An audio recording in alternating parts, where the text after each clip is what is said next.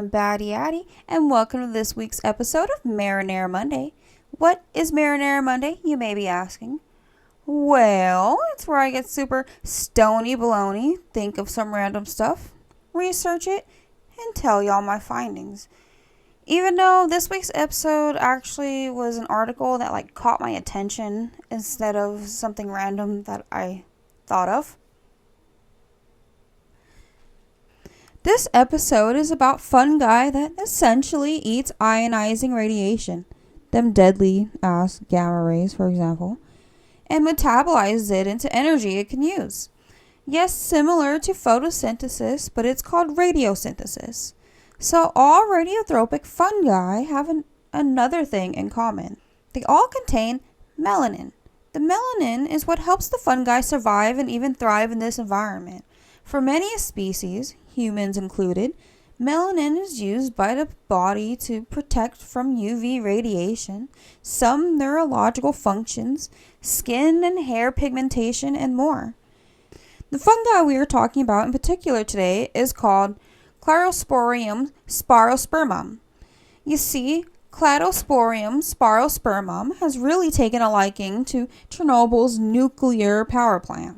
In 1986, reactor number 4 had essentially exploded, causing radioactive material to leak for 10 days into the nearby environment and city, thus causing a 30-kilometer exclusion zone.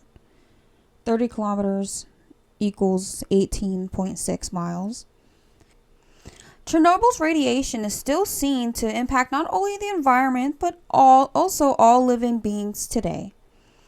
Cladosporium spirospermum has been found all over the walls of Reactor 4 and is seen thriving, where most living life forms would have perished, as this is where the radiation is highest.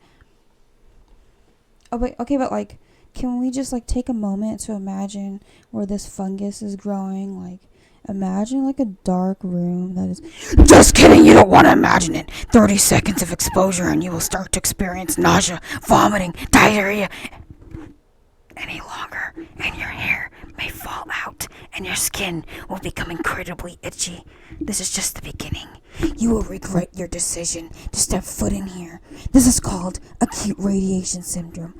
And bro, you really do not want to experience this.